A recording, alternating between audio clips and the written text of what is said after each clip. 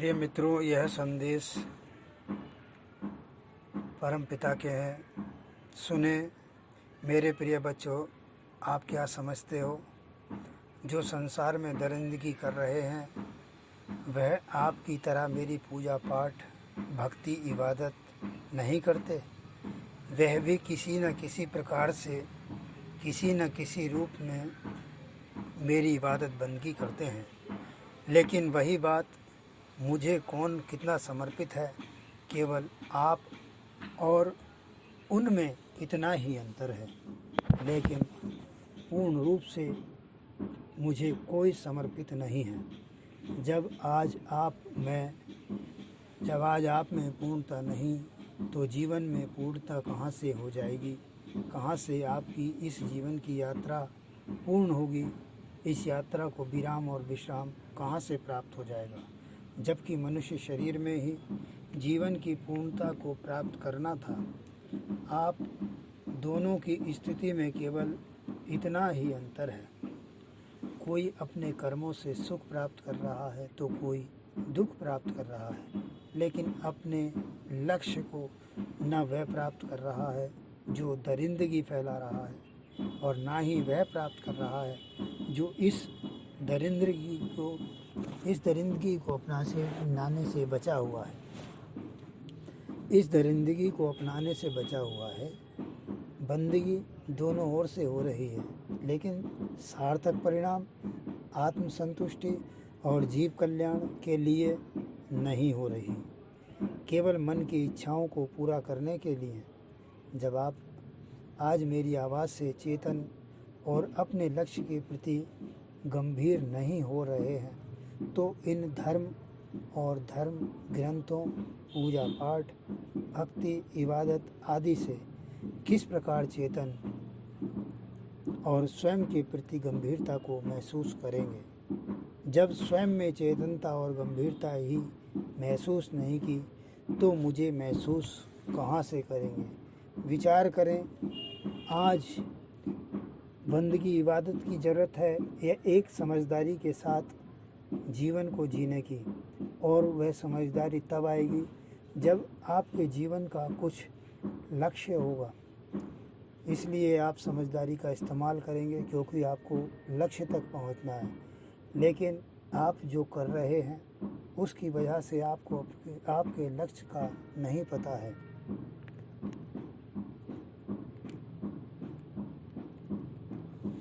और जब आप मुझे ही महसूस नहीं करेंगे तो अपने लक्ष्य को कैसे प्राप्त करेंगे?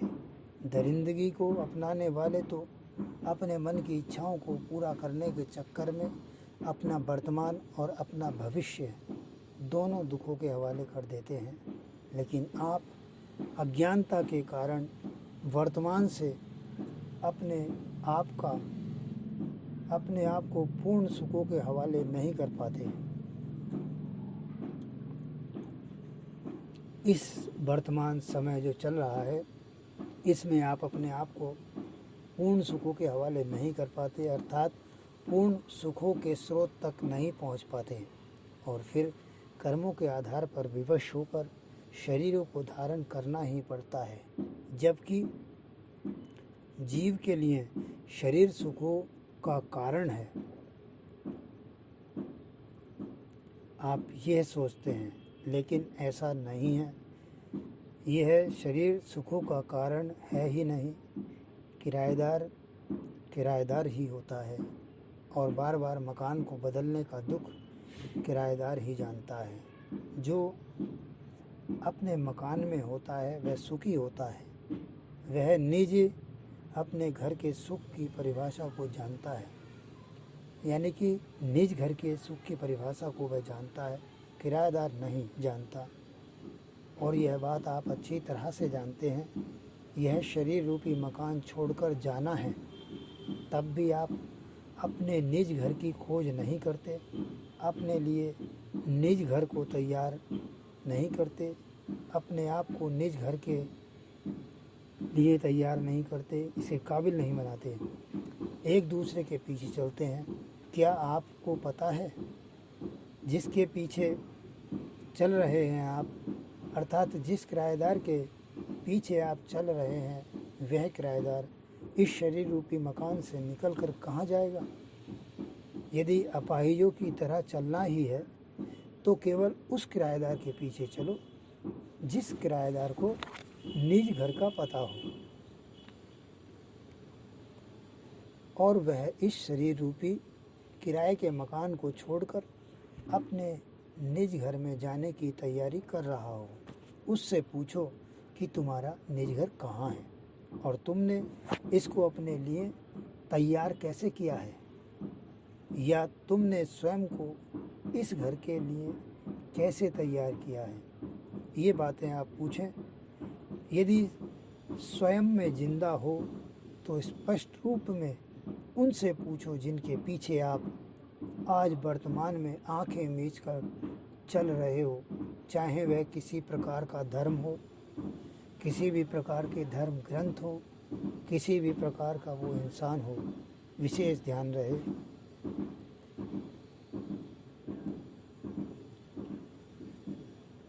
इन कार्यों की समझ किसी जानवर को नहीं होती, ना ही जानवर के वश की बात है। सत्य नीम की तरह कड़वा होता है, लेकिन हर प्रकार से लाभ का ही कारण होता है, चाहे रोगी दरिंदगी का हो या माया का। सत्य हमेशा निष्पक्ष, निर्लेप, निस्वार्थ होता है। सत्य मीठा गुड़ बनकर किसी को स्वयं से नहीं चिपकाता। सत्य को अपनाना साधारण नहीं है। जो सत्य को अपनाकर सत्य का संग करते हैं वही सत्य से वाकिफ होते हुए सत्य को प्राप्त हो जाते हैं। केवल सत्य ही अटल और सच्चे सुख का स्रोत है। सत्य को जो पूर्ण रूप से समर्पित होकर अपना लेता है, सत्य उसका साथ हमेशा निभाता है, चाहे वह इस शरीर में हो या इस शरीर से बाहर। फिर सत्य छुप कर भी नहीं छुप पाता और झूठ चमक कर भी छुप जाता है। यदि इन बातों की समझ मनुष्य शरीर में प्राप्त इस जीवन में प्रैक्टिकल रूप में बिना किसी प्रकार का स्वयं पर जोर दिए और खाली कल्पनाओं से कंप्रोमाइज नहीं करते हुए समझ में नहीं आई और समझकर उसको पूर्ण रूप से समर्पित नहीं हुए,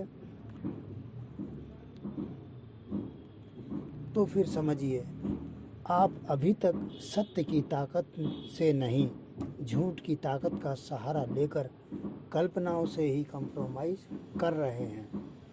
अपने निज घर तक पहुंचने का यह चांस आपको मिला है।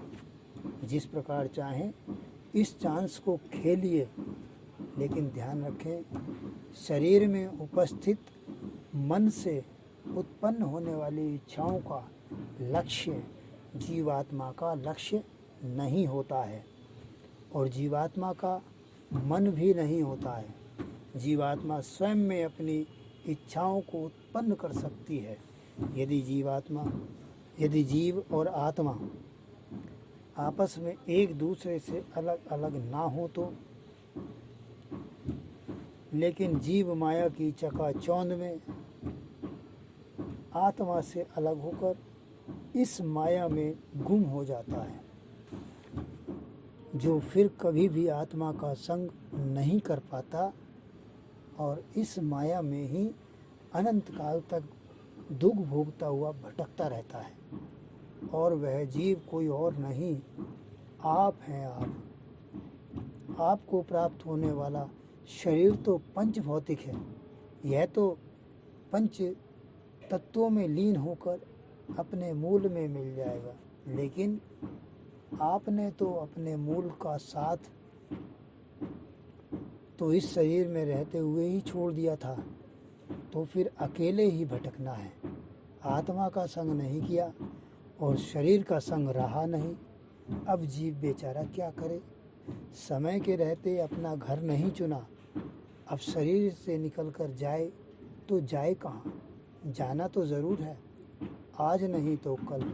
सुरक्षित स्थान के लिए इस समय में से थोड़ा सा समय निकाल लेते और केवल झूठ की प्राप्ति के लिए प्रयासरत होने में से थोड़ा सा प्रयास सत्य के लिए भी कर लेते तो शायद सत्य नज़र आने लगता।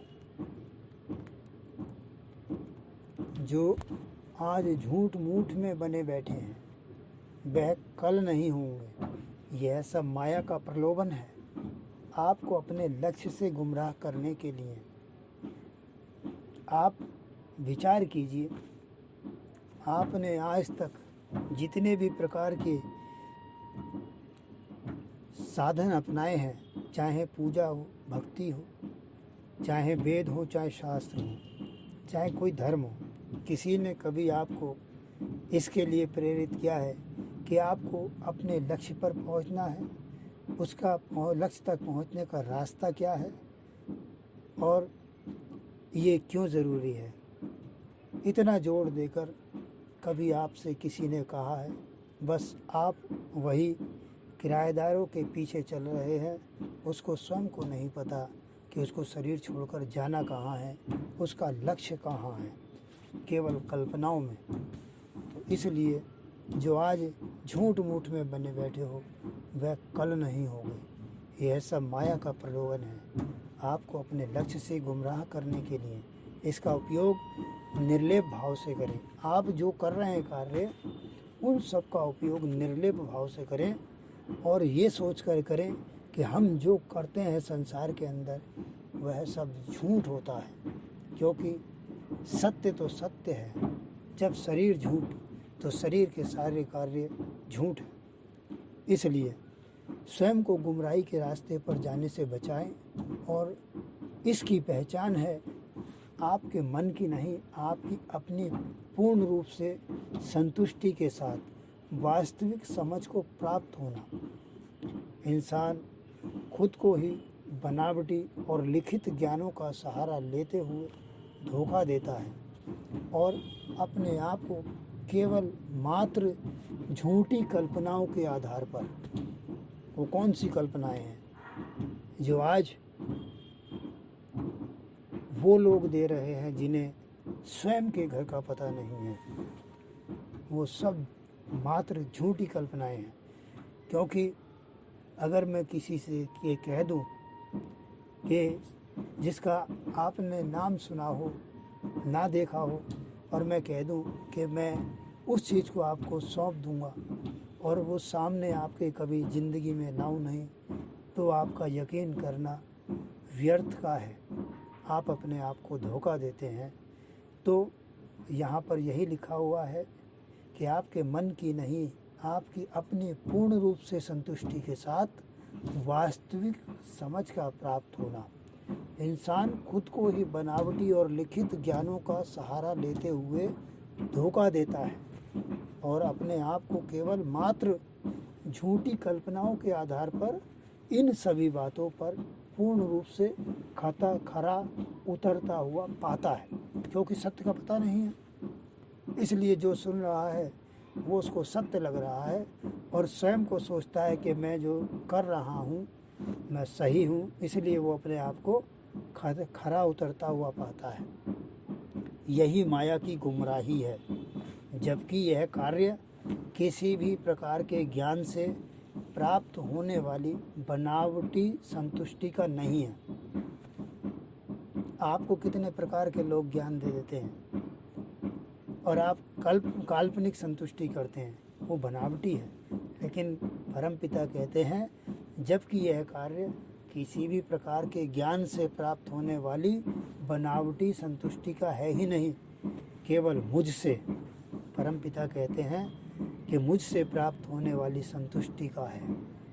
और यह संतुष्टि मैं केवल उसे देता हूँ जो मुझे पूर्ण रूप से समर्पित होकर मेरे एहसास की इच्छा करते हुए मेरा एहसास कर मुझसे जुड़ता है। क्योंकि जो जीव मेरे एहसास की इच्छा करता है मैं उसे अपना एहसास देता हूँ। शारीरिक तौर पर तो आप अपनी इच्छाओं के आधार पर सही हैं, शारीरिक तौर पर कह दिया है शारीरिक तौर पर तो आप अपनी इच्छाओं के आधार पर सही हैं, लेकिन आत्मिक तौर पर आप अपने आप से पूर्ण रूप से संतुष्ट नहीं। इसी कमी को मैं आप में ही रहकर महसूस करता हूँ। कहते हो नहीं, भगवान हमारे अंदर है, खुदा हमारे अंदर है।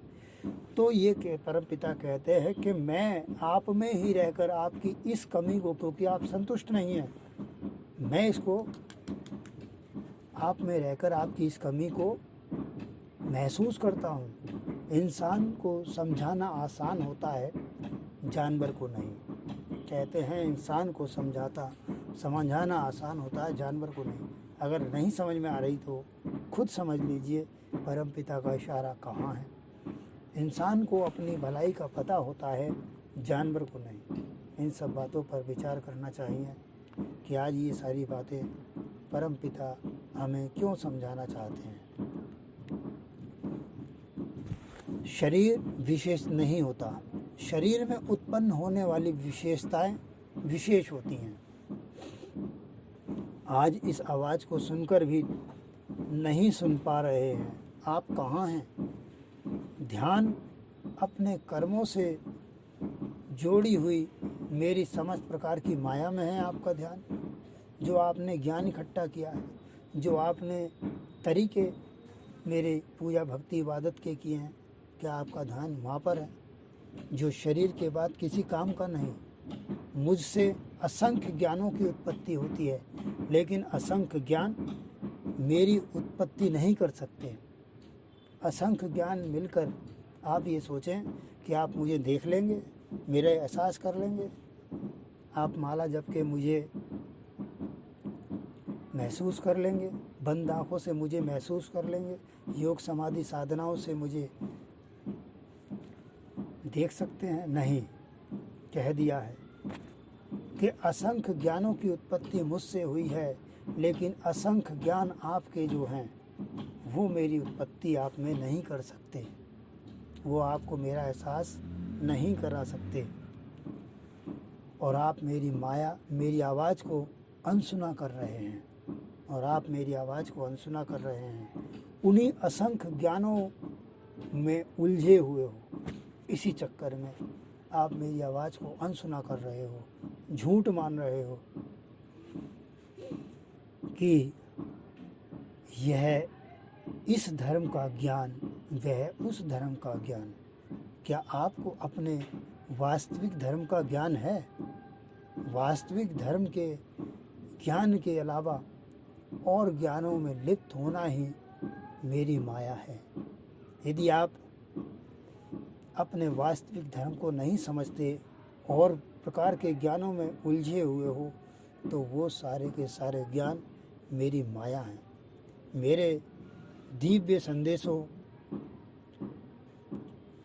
को पढ़ने में मेहनत करोगे तो जीवन की यात्रा की थकान से प्राप्त होने वाले दुखों से बच जाओगे।